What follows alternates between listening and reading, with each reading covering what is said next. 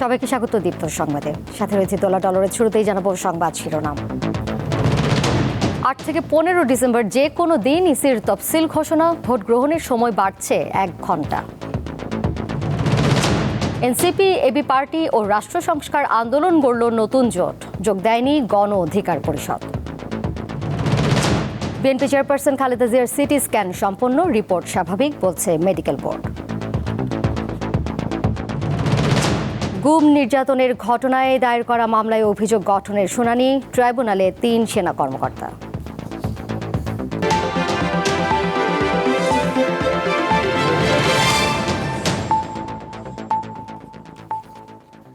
ত্রয়োদশ জাতীয় সংসদ নির্বাচনের তফসিল 8 থেকে 15 ডিসেম্বরের মধ্যে যে কোনো দিন ঘোষণা করা হবে।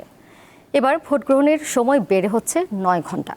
রবিবার কমিশনের সভা শেষে নির্বাচন কমিশনার আবুল ফজল মোহাম্মদ সানাউল্লাহ আরও জানান, তফসিল নিয়ে প্রধান নির্বাচন কমিশনারের বক্তব্য রেকর্ডিংয়ের জন্য আগামীকাল বাংলাদেশ বেতার ও টেলিভিশনের কাছে চিঠি পাঠানো হচ্ছে। আসন্ন জাতীয় সংসদ নির্বাচন ও গণভোটের তফসিল ঘোষণার তারিখ চূড়ান্ত করা এবং সার্বিক প্রস্তুতি পর্যালোচনার জন্য প্রধান নির্বাচন কমিশনার এএমএম নাসির উদ্দিনের সভাপতিত্বে রবিবার 10ম কমিশন সভা অনুষ্ঠিত হয়। সভা শেষে নির্বাচন কমিশনার আবুল ফজল মোহাম্মদ সানাউল্লাহ জানান, চলতি সপ্তাহের মধ্যেই তফসিল ঘোষণা করবে ইসি। এবার জাতীয় নির্বাচন ও গণভোট একই সাথে হওয়ায় ভোট গ্রহণের সময় 1 ঘন্টা বাড়ানোর সিদ্ধান্ত নিয়েছে কমিশন। বাড়বে গোপন কক্ষের সংখ্যাও। যে সকল কক্ষে স্থান সংকুলন হবে সে সকল কক্ষে একাধিক আপনার মার্কিং প্লেস অর্থাৎ সিক্রেট বুথ, যেখানে ভোটার ছাপ দেন, সেই সিক্রেট বুথ স্থাপন করা হবে। আমরা ভোটের সময় 1 ঘন্টা বাড়ানোর সিদ্ধান্ত নিয়েছি, সকালে আধা ঘন্টা এবং বিকেলে আধা ঘন্টা। অর্থাৎ এখন ভোট শুরু হবে সকাল 7:30টায় এবং চলবে বিকাল 4:30 পর্যন্ত। তিনি জানান, সোমবার থেকে প্রবাসীদের জন্য ব্যালট পেপার ছাপানো শুরু হবে। প্রবাসীদের পাঠানো হবে মঙ্গলবার থেকে। এদিকে এবার ভোট গ্রহণ কর্মকর্তার দায়িত্বে রাখা হচ্ছে না বেসরকারি ব্যাংক কর্মকর্তাদের। সরকারি, আধা সরকারি, স্বায়ত্তশাসিত, আধা স্বায়ত্তশাসিত এবং সরকার প্রতিষ্ঠান এবং ব্যাংক, সরকারি ব্যাংকের যারা কর্মকর্তা আছেন তাদেরকে আমরা এই তালিকায় সংযুক্ত করব। ভোটের আগের রাতে কেন্দ্রে ব্যালট পৌঁছানোতে কোনো ঝুঁকি নেই জানান ইসি সানাউল্লাহ। আমাদের কনফিডেন্সের জায়গাটাতে ফেরত যেতে চাই। আমাদের সকল সিস্টেম যাতে স্বাভাবিকভাবে কাজ করে সেখানে যেতে হবে। আমাদের যথাযথ সুপারভিশন থাকবে এবং আমরা নজর রাখব যাতে করে কোনো ধরনের ব্যত্যয় না ঘটে। তিনি জানান, নির্বাচনী আচরণবিধি প্রতিপালনে তফসিল ঘোষণার দিন থেকে প্রতিটি উপজেলায় 2 জন করে ম্যাজিস্ট্রেট থাকবেন। তফসিল ঘোষণার 48 ঘন্টার মধ্যে পোস্টার না সরালে কঠোর ব্যবস্থা নেওয়া হবে বলেও জানান ইসি। শিউলি শবনম, দীপ্ত সংবাদ, ঢাকা। আগামী সংসদ নির্বাচন ও গণভোটের প্রস্তুতি সম্পর্কে প্রধান উপদেষ্টা ডক্টর মোহাম্মদ ইউনূসকে অবহিত করেছেন প্রধান নির্বাচন কমিশনার এএমএম নাসির উদ্দিন। রবিবার সন্ধ্যায় সিইসির নেতৃত্বে নির্বাচন কমিশনাররা রাষ্ট্রীয় অতিথি ভবন যমুনায় প্রধান উপদেষ্টার সঙ্গে সাক্ষাৎ করেন। এ সময় সিইসি জানান, নির্বাচন আয়োজনের ক্ষেত্রে সব ধরনের প্রস্তুতি সঠিক ও সুন্দরভাবে এগোচ্ছে এবং ফেব্রুয়ারির প্রথমার্ধে জাতীয় নির্বাচন ও একই দিনে গণভোট আয়োজনের জন্য কমিশন সম্পূর্ণ প্রস্তুত। ইসিকে পূর্ণ সহযোগিতা প্রদানের জন্য প্রধান উপদেষ্টাকে ধন্যবাদ জানান সিইসি ও অন্যান্য নির্বাচন কমিশনাররা। নির্বাচন কমিশনের প্রস্তুতিতে সন্তোষ প্রকাশ করে প্রধান উপদেষ্টা বলেন, সুষ্ঠু ও নিরপেক্ষ নির্বাচনের স্বার্থে সব ধরনের সহযোগিতা অব্যাহত রাখবে সরকার।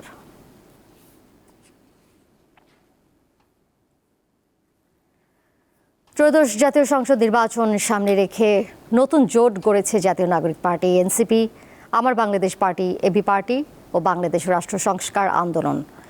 এই জোটের নাম দেওয়া হয়েছে গণতান্ত্রিক সংস্কার জোট।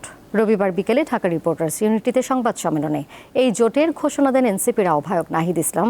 এ সময় আরও উপস্থিত ছিলেন এবি পার্টির চেয়ারম্যান মুজিবুর রহমান মঞ্জু ও রাষ্ট্র সংস্কার আন্দোলনের প্রধান সমন্বয়কারী হাসনাত কাইয়ুম।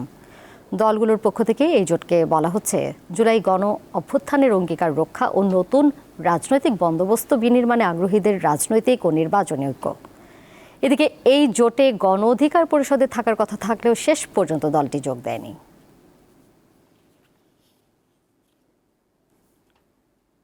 এই বাংলাদেশে যদি কেউ মনে করে যে আগামী নির্বাচনে গায়ের জোরে দখলদারিত্বের মাধ্যমে নির্বাচনে তারা ভোট আদায় করবে, অথবা ধর্মের নামে মানুষকে প্রতারণা করে ভোট আদায় করবে, তারা উভয়ই পরাজিত হবে। দুর্নীতির লাগাম টেনে ধরতে না পারলে দেশ গড়ার সকল পরিকল্পনা ভেস্তে যাবে বলে মন্তব্য করেছেন বিএনপির ভারপ্রাপ্ত চেয়ারম্যান তারেক রহমান।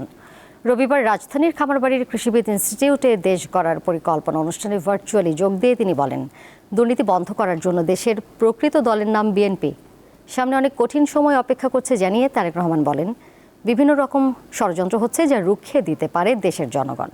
এর আগে উদ্বোধনী অনুষ্ঠানে বিএনপি মহাসচিব বলেন, 1971 সালের মুক্তিযুদ্ধের মতো দলমত নির্বিশেষে সবাইকে নিয়ে দেশ করবেন তারা। তিনি বলেন, ফ্যাসিস্ট সরকার 15 বছরে দেশের সব প্রতিষ্ঠান ধ্বংস করেছে।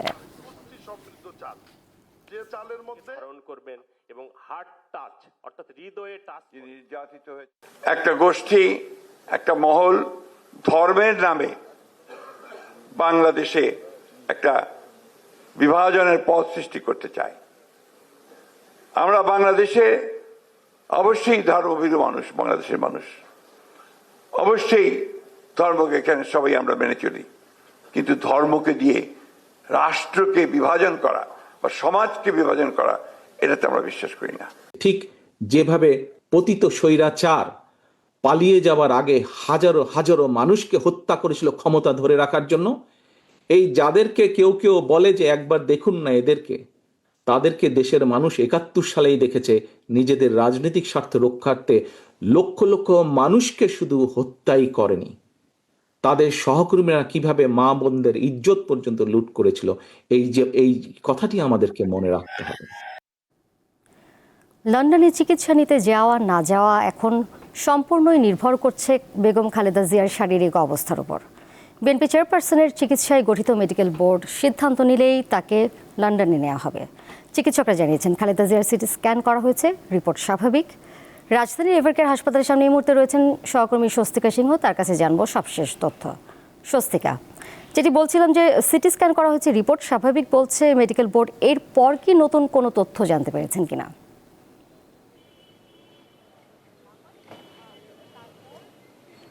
ঠিক টানা 15 দিন বেগম খালেদা জিয়া বিএনপি চেয়ারপারসন উনি কিন্তু এই এভারকেয়ার হাসপাতালে ভর্তি রয়েছেন এবং উনি ভর্তি হওয়ার পর থেকেই কিন্তু দেশি বিদেশি চিকিৎসকদের সমন্বয়ে কিন্তু বিভিন্নভাবে দফায় দফায় মেডিকেল বোর্ডের যে বৈঠক হয় সেই বৈঠক কিন্তু হচ্ছে।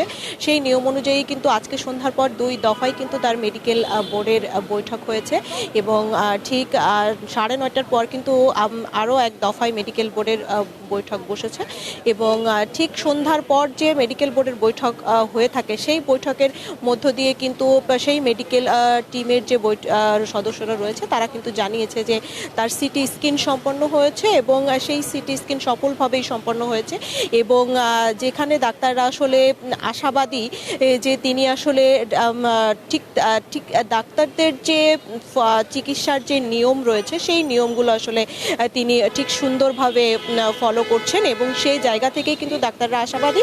এবং আপনি আসলে একটু খেয়াল করলে বুঝতে পারবেন যে মেডিকেল বোর্ডের যে বৈঠকটি আসলে দফায় দফায় বৈঠক হয়ে থাকে, সেই আর এক দফার কিন্তু বৈঠকটি শেষ হয়েছে এবং আমার পেছনের চিত্রটি যদি আমি আপনাকে একটু দেখাই, ঠিক আর এক দফা মেডিকেল বোর্ডের বৈঠকের সিদ্ধান্ত ঠিক হয়ে যাওয়ার পরেই কিন্তু ঠিক তার যে পুত্রবধূ রয়েছে জুবাইদা রহমান সহ দলের শীর্ষস্থানীয় যেসব নেতাকর্মীরা রয়েছে সেই জুবাইদা রহমান কিন্তু বের হচ্ছেন এবং বিএনপি মহাসচিব ছিলেন, বিএনপি মহাসচিবের গাড়িটিও আসলে বের হচ্ছেন। বিএনপির যারা শীর্ষস্থানীয় নেতাকর্মীরা ছিলেন আসলে ভেতরে সেই মেডিকেল বোর্ডের, তাদেরও কিন্তু তারা এখন কিন্তু বের হচ্ছে।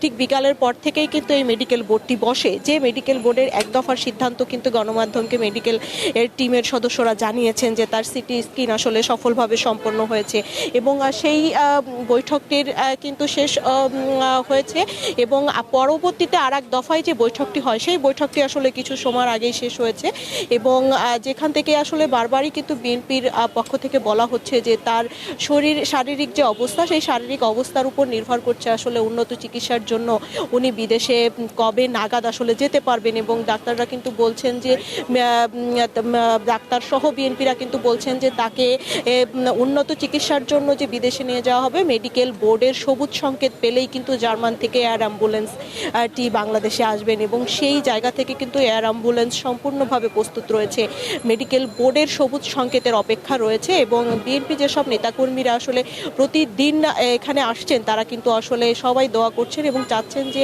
মেডিকেল বোর্ডের সবুজ সংকেত আসলে দ্রুতই পাওয়া যাবে এবং যে জায়গাটি কিন্তু আজকে সন্ধ্যার দফার যে মেডিকেল বোর্ডের বৈঠক, সেই বৈঠকের মধ্য দিয়ে কিছুটা নেতাকর্মীরা স্বস্তি আসলে দেখছেন, কারণ আসলে তার সিটি স্ক্যানের যে বিষয়টি সফলভাবে সম্পন্ন হয়েছে। এখন পরবর্তী যে মেডিকেল বৈঠকটি হয়েছে সেই বৈঠকের সিদ্ধান্ত গণমাধ্যমের কাছে আসলে তার পরবর্তীতে অবস্থার কথা আসলে জানাতে পারবো। দোলা, এই ছিল এভারকেয়ার থেকে আমার কাছে সর্বশেষ। স্বস্তিকা, আপনাকে ধন্যবাদ। এভারকেয়ার হাসপাতালের সামনে থেকে যুক্ত ছিলেন সহকর্মী স্বস্তিকা সিংহ। যেটি আমরা দেখছিলাম সরাসরি যে বেগম খালেদা জিয়ার পুত্রবধূ ডক্টর জুবাইদুর রহমান একটু আগেই হাসপাতাল থেকে বেরিয়ে গেলেন। গুম নির্যাতনের ঘটনায় দায়ের করা মানবতা বিরোধী অপরাধের মামলায় শেখ হাসিনা, তারেক সিদ্দিকী ও গ্রেপ্তার ৩ সেনা সদস্য সহ ১৩ জনের বিরুদ্ধে অভিযোগ গঠনের শুনানি শেষ হয়েছে। প্রথম দিন মামলার আসামি ৩ সেনা কর্মকর্তাকে ট্রাইব্যুনালে হাজির করা হয়।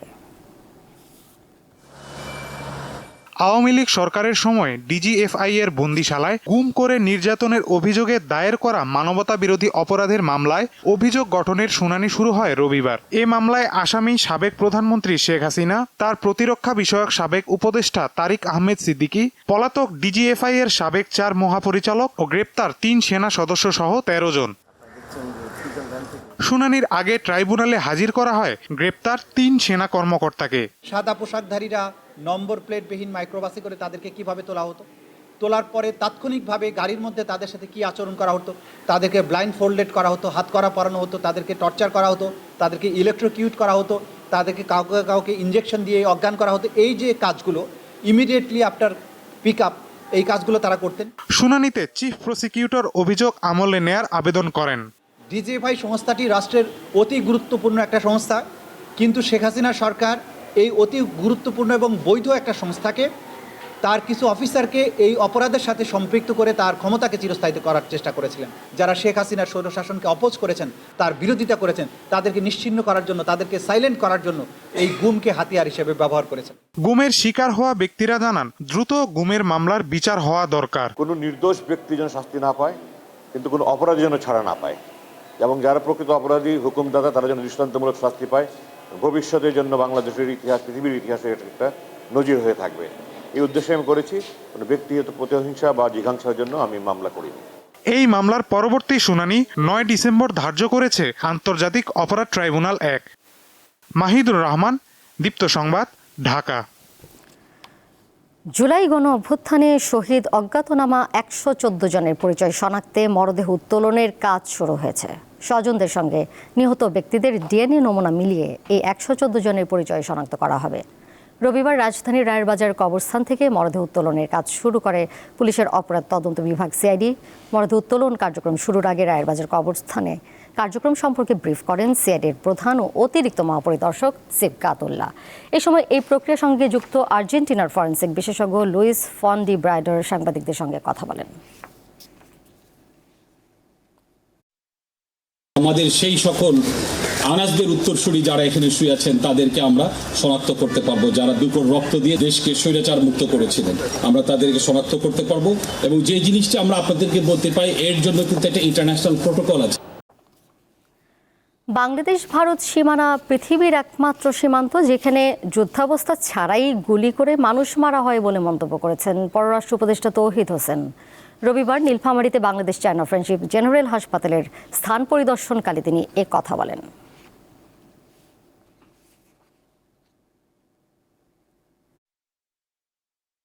বাংলাদেশ ভারত সীমানা হচ্ছে পৃথিবীর একমাত্র সীমান্ত যেখানে যুদ্ধাবস্থা নেই অথচ মানুষকে গুলি করে মারা হয়। এটা অত্যন্ত কন্ডেমেবল, অত্যন্ত দুঃখজনক, এবং আমরা এটা নিন্দা করে যাবো সবসময়। তারা যদি আমাদের এলাকায় ঢুকে কাজটা করতো তাহলে আমরা সেটা এমনকি ব্যবস্থাও নিতে পারতাম, মিডিয়াকে বলতে পারতাম যে এই ধরনের কোনো ঘটনা ঘটলে তোমরা অ্যাকশন নিবে। যেহেতু এটা ভারতের সীমান্তের ভিতরে ঘটতেছে, আমাদের জোর করে এটা বন্ধ করার কোনো উপায় নেই। আমরা যা করছি এটুকুই আমরা করতে পারবো, এর চেয়ে বেশি করতে পারবো না।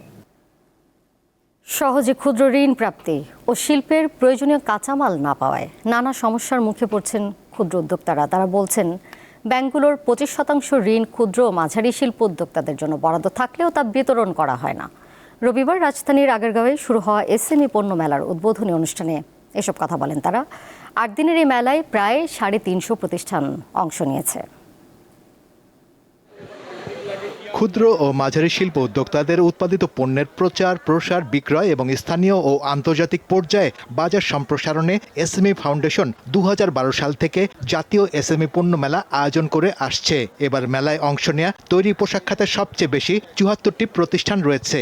এছাড়া হস্ত ও কারুশিল্প, জুতা ও চামড়াজাত পণ্য, পাটজাত পণ্য, কৃষি ও খাদ্য প্রক্রিয়াজাতকরণ সহ নানা ধরনের এসএমই পণ্যের পসরা সাজিয়ে বসেছেন উদ্যোক্তারা। শিল্পের নানামুখী সমস্যা উদ্যোক্তাদের উৎপাদন ও বাজারজাতকরণ বাধার মুখে ফেলছে। র মেটেরিয়ালটা আমাদের একটু প্রাইসটা যদি আরও লো করা যায় এটা আমাদের জন্য খুব ভালো হয়। যেমন মেটাল অ্যান্ড অল এগুলোর প্রাইস অনেক হাই, বিকজ আমাদের প্রত্যেকটা প্রোডাক্টই মেটাল অ্যান্ড উড। এই মেলায় কিন্তু অনেকেই আছে অনলাইন বিজনেস করি, কিন্তু আমাদের যখন বলা হয় যে লোনের জন্য, তখন তারা বলে আপনাকে বিজনেস এরিয়ার ঠিকানা দিতে হবে। সার্টিফিকেশন সমস্যাটাও একটা বড় সমস্যা। বিভিন্ন রকম সার্টিফিকেটের প্রয়োজন হয়, যেটা আমরা দিতে পারি। এটার জন্য যে সার্টিফিকেট, যে অথরিটি, সেগুলো ইন্টারন্যাশনাল অথরিটি, এগুলো বাংলাদেশ সরকারকে অ্যারেঞ্জমেন্টটা করতে হবে। রবিবার রাজধানীর আগারগাঁয়ে মেলার উদ্বোধনী অনুষ্ঠানে বক্তারা জানান, ক্ষুদ্র ও মাঝারি উদ্যোক্তারা সহজ শর্তের ঋণ ও সরকারি সহযোগিতা পেলে বেকারত্ব দূর হওয়ার পাশাপাশি ব্যাপক কর্মসংস্থান সৃষ্টি হবে। আপনার ঋণ বিতরণের লক্ষ্যমাত্রা এসএমই সেক্টরে, টোটাল ব্যাংকিং সেক্টরে যা হবে তার 25% হতে হবে। এখন ঋণ বিতরণ জিনিসটাই ব্যাংকিং সেক্টরে একটু কমে এসছে। নিবন্ধন, ব্যাংক অ্যাকাউন্ট খোলা সবকিছু একটা সিঙ্গেল ফর্মের মধ্যে নিয়ে আসতে পারি কিনা, এটা আমরা চেষ্টা করছি যে আগামী বছরের কোনো একটা সময় আমরা এটা চালু করে দিতে পারবো। এটা একদম ক্ষুদ্র থেকে শুরু করে বড় বিনিয়োগকারীরা সবাই একই সুবিধা পাবে। এসএমই খাতের বিকাশের মাধ্যমে শিল্পায়ন, কর্মসংস্থান এবং দারিদ্র্য বিমোচন ও সুষম উন্নয়ন সম্ভব। বর্তমানে বাংলাদেশের প্রায় 99% শিল্পই কুটির, মাইক্রো, ক্ষুদ্র বা মাঝারি খাতের অন্তর্ভুক্ত। আগামী 14 ডিসেম্বর পর্যন্ত প্রতিদিন সকাল 10টা থেকে রাত 9টা পর্যন্ত এসএমই পণ্য মেলা সবার জন্য উন্মুক্ত থাকবে। ক্লাস্টার উন্নয়ন, প্রযুক্তি, শাহরিয়ার ইমন, দীপ্ত সংবাদ, ঢাকা। উৎপাদিত পণ্যের দুর্নীতির বিরুদ্ধে অন্তর্বর্তী সরকার কঠোর অবস্থান নিতে পারেনি বলে জানিয়েছে ট্রান্সপারেন্সি ইন্টারন্যাশনাল বাংলাদেশের নির্বাহী পরিচালক ডক্টর ইফতেখারুজ্জামান। রবিবার ত্রয়োদশ জাতীয় সংসদ নির্বাচনে রাজনৈতিক দলগুলোর ইশতেহারে অঙ্গীকার নিয়ে রাজধানী ধানমন্ডি অফিসে আয়োজিত সংবাদ সম্মেলনে তিনি এমন কথা বলেন। ডক্টর ইফতেখারুজ্জামান বলেন, দেশে দুর্নীতি বেড়েছে বা কমেছে সেই হিসাব টিআইবি এখনও করেনি, তবে দুর্নীতি অব্যাহত আছে। তিনি বলেন, রাজনৈতিক দলগুলোর ক্যাপিটাল পেশি শক্তি, অর্থ ও ধর্মের বিষয়ে নির্বাচনী ইশতেহারে পরিষ্কার করা উচিত।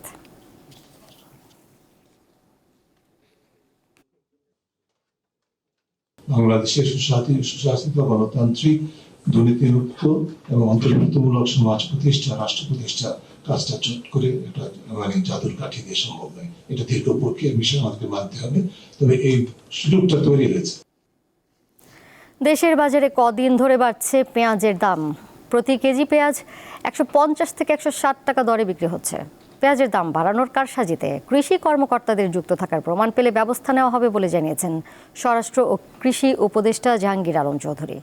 রবিবার কৃষি মন্ত্রণালয় কর্মকর্তাদের সঙ্গে মতবিনিময় শেষে তিনি কথা বলেন। উপদেষ্টা জানান, পেঁয়াজের দাম বেড়ে যাওয়ার কারণে বিদেশ থেকে আমদানি করতে হচ্ছে। তিনি বলেন, এসপিদের মতো কৃষি কর্মকর্তাদেরও লটারিতে বদলি করা হবে। এখন বাজার নিয়ন্ত্রণ করার জন্য তো আমদানি সিদ্ধান্ত নেওয়া হলো, যেহেতু হয় কি ওইটার দামটা তো দুই ধরনের মানে বাজার, আমার তো দুইজনের দিকে খেয়াল রাখতে হবে, কৃষকের দিকে খেয়াল রাখতে হবে এবং ভোক্তাদের দিকেও খেয়াল রাখতে হবে। এই ভোক্তাদের দিকে খেয়াল রাখ, বাট এটা আমরা ধরেন যে এই পেঁয়াজের দামটা যদি 70-এর মতো থাকে তবে হলো সবার জন্য সুবিধা, ভোক্তার জন্য সুবিধা আর কৃষকের জন্য সুবিধা। এখন এটা যে বেশি দাম বেড়ে যায় সেই সময় হলো ভোক্তার জন্য অসুবিধা, কৃষকের জন্য সুবিধা। বাট আমার হলো একটা ব্যালেন্স রাখতে হবে, কোন জায়গায় গেলে দুজনের সুবিধাটা পায়। এদিকে দীর্ঘ 8 মাস 10 দিন পর দিনাজপুরের হিলি স্থলবন্দর দিয়ে ভারতীয় পেঁয়াজ আমদানি শুরু হয়েছে। রবিবার বিকেল 4:30টায় প্রথম পেঁয়াজবাহী ট্রাক দেশে প্রবেশ করলে প্রাণ ফিরে পায় স্থলবন্দর। আমদানিকারকরা জানান, ভারত থেকে আমদানি বন্ধ থাকায় গত কয়েক মাসে পেঁয়াজের বাজারে অস্থিরতা দেখা দেয়। বাজারে সরবরাহ স্বাভাবিক রাখতে সরকার শনিবার রাতে জরুরি ভিত্তিতে আমদানির অনুমতি দেয়। হিলি স্থলবন্দরের কর্মকর্তারা জানিয়েছেন, ভারত থেকে পেঁয়াজ আমদানির জন্য প্রায় 20 জন আমদানিকারক আইপি পেয়েছেন। পরীক্ষা নিরীক্ষা শেষে পর্যায়ক্রমে ট্রাক খালাস দেওয়া হচ্ছে।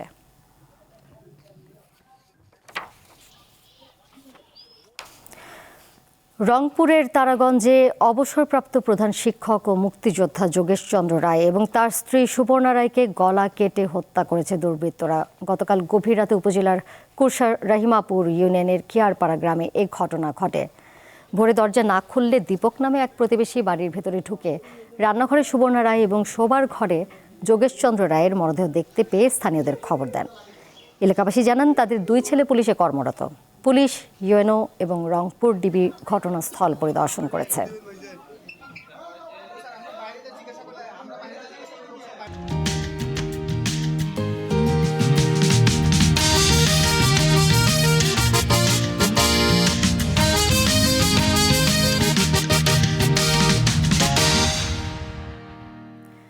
নানা আয়োজন ও যথাযোগ্য মর্যাদায় আজ পালিত হয়েছে গৌরবোজ্জ্বল সাতক্ষীরা মুক্ত দিবস। একই সাথে আজ গাইবান্ধা ও মাগুরা মুক্ত দিবস। 1971 সালে 7 ডিসেম্বর হানাদার মুক্ত হয় সাতক্ষীরা জেলা। দিবসটি উপলক্ষে বাংলাদেশ মুক্তিযোদ্ধা সংসদ সাতক্ষীরা জেলা ইউনিটের পক্ষ থেকে জাতীয় পতাকা উত্তোলন, জাতীয় সঙ্গীত পরিবেশন, শহীদদের আত্মার শান্তি কামনায় নীরবতা পালন, বর্ণাঢ্য শোভাযাত্রা, আলোচনা সভা ও শহীদদের প্রতি শ্রদ্ধা নিবেদন করা হয়। 1971 সালে 9 মাস রক্তক্ষয়ী যুদ্ধের পর আজকের এই দিনে গাইবান্ধাকে মুক্ত করেছিলেন মুক্তিযোদ্ধারা। এদিকে নানা কর্মসূচির মধ্য দিয়ে আজ পালিত হয়েছে মাগুরা মুক্ত দিবস। এ উপলক্ষে জেলা প্রশাসকের কার্যালয় চত্বর থেকে একটি র্যালি বের করা হয়।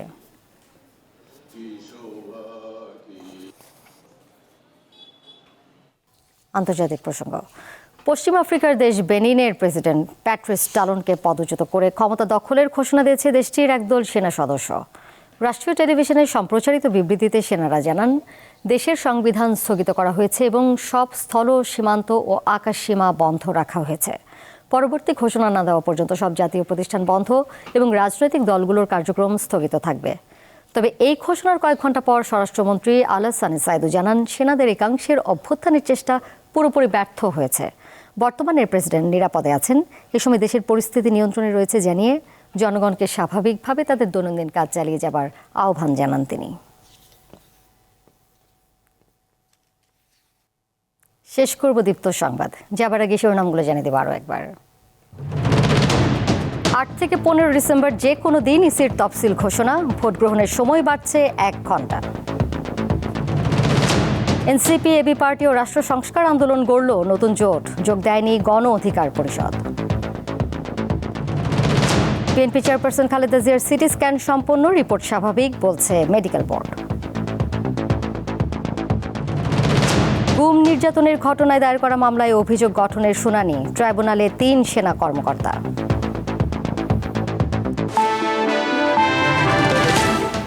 এই ছিল এখনকার মতো। এর সাথে বিদায় নিচ্ছি আমি দোলা টলওয়েজ। আর তথ্য এবং বিনোদনের নানা খবরাখবর জানতে যুক্ত থাকুন দীপ্ত ডিজিটাল প্ল্যাটফর্মে। ধন্যবাদ সবাইকে এতক্ষণ সাথে থাকার জন্য।